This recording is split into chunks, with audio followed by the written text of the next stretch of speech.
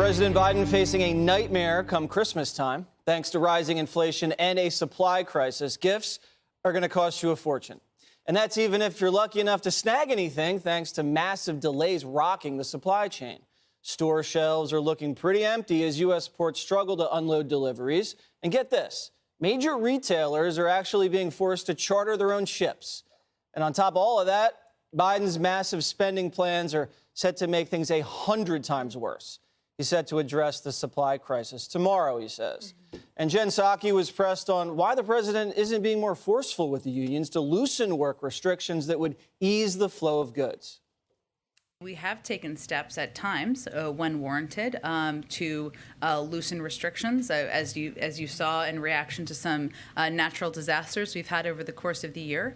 Ultimately, the president's focus is addressing the needs, the challenges, and the threats to the American people to their well-being, to their economic well-being, and he'll consider a range of options. But again, the Supply Chain Task Force has been working for months to address these issues. The task force. And where's Transportation Secretary Pete Buttigieg? He hasn't been to a White House briefing since this whole crisis started. And when he manages to get in front of a camera, he doesn't say much.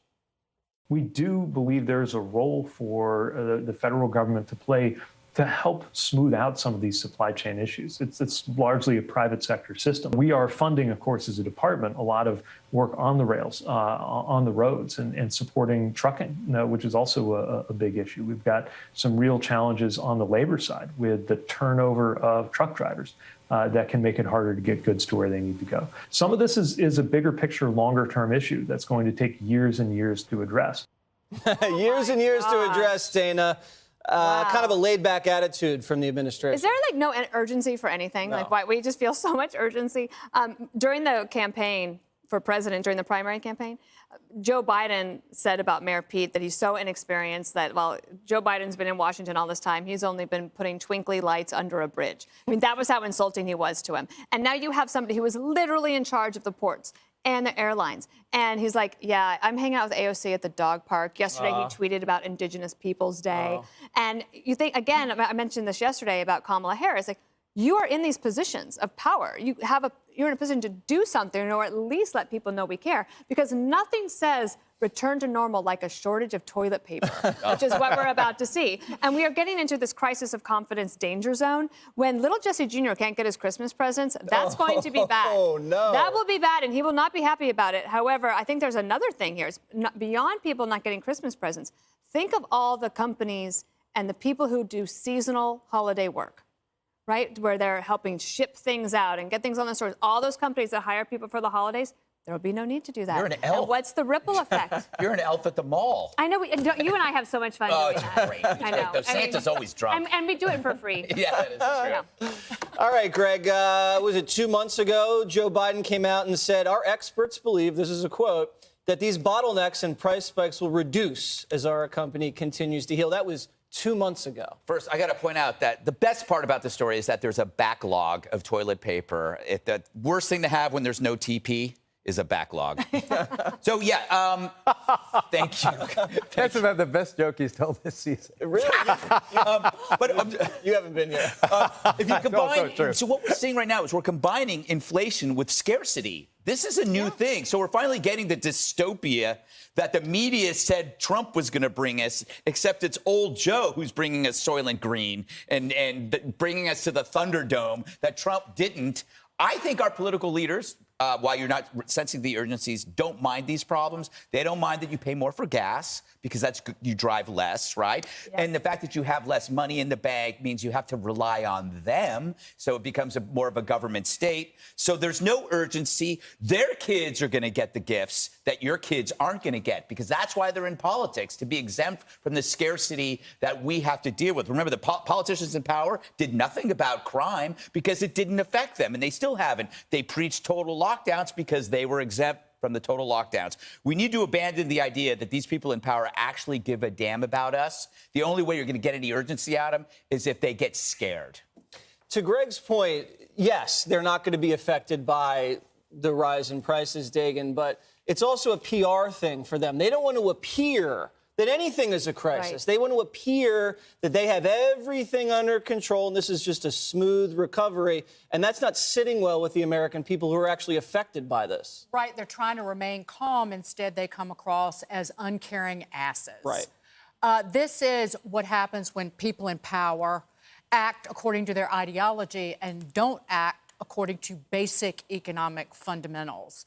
Everything described here in terms of the supply chain problems, the labor shortages, the spike in inflation is a self-inflicted wound by the Biden administration. It's intentional, and even if it wasn't directly related to some of the recovery from the pandemic, it is certainly exacerbating all the troubles. One, you don't pay people to stay at home. So you have the labor shortage, almost 10.5 million jobs still open. There are 3 million people who have completely left the labor force. But then you pay people extra, say unemployment that started earlier this year, it just expired. But you don't juice demand while supplies are tight.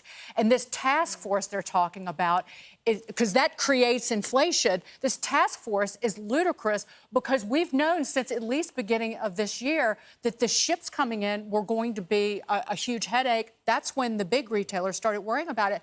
In terms of energy prices, this, again, is intentional. You cancel the Keystone XL pipeline, you cancel all new permits for drilling on federal land, and then you, in a crisis, beg OPEC to pump more, which does nothing to fight global warming. And you know who gets screwed in all of this? The small businesses. They don't have inventory, and they have nothing to sell to raise revenue. They can't even pay. A woman burst into tears here in New York City. They're not going to get rug inventory, until next year. They might not make it through the holiday season because they can't pay their rent. Your thoughts, Geraldo? Well, I think that you're putting way too much blame on Joe Biden. Not that that is surprising. I understand that he's an easy target, but we've lived through the most disruptive health crisis in a century. We've lost 700,000 Americans. It is not surprising that not just Joe Biden, but the owner and the guy who runs Walmart and all the Target and all the other big stores, Amazon, they didn't anticipate this phenomenon either. He had all these people getting all this money. Here's $1,400 check. Wait a second. Dagan just said they did anticipate it, and that was months and months ago. Early this year. Well, who's they that they anticipated? All What the big did they retailers. anticipate? Listen. If you have a ship and you order the product in January and it gets there in March, don't order it in March the 2 weeks before you need it because you're trying to save money, spending money on inventory. I think it's really cruel. Let me just give you a personal story quickly. My youngest just turned 16. As I did with all of my children, I got her a car. Well, I got her a Mini. Okay. And I got her older sister and the oldest sister, they all got Minis. I sat down, it was a great celebration. Oh, Sol, you're 16, you passed your driver's test. Isn't this great? The car's going to be delivered in 4 months. Nah. I mean, it's like crazy, but these people... You are truly suffering, Geraldo. Your brand new car is delayed by 4 months. Oh, listen to the populist. This cold winter without your Mini. Listen to the populist, who lives in his mansion in Greenwich Village. I wish. My point is that this is a cascading problem where plenty of people are responsible and didn't anticipate. But Geraldo, this is the President of the United States. He says the buck stops with him. What if it was Trump? Everybody knew this was coming months before, and now he has a task force. Okay? But he had one the task in February, force hasn't too. done anything. They had a commission in February, and they reported in June, the Biden administration, on the supply chain issues. And one of the things they said is, you know what we need? More green energy. Oh, it's always green energy. It's always the answer to everything. They like the high gas prices because it forces people to use green energy that doesn't make any economic sense unless gas is at $3.50 a gallon or $5. Pray for that Mini to come as soon as possible. Thank you. Thank you.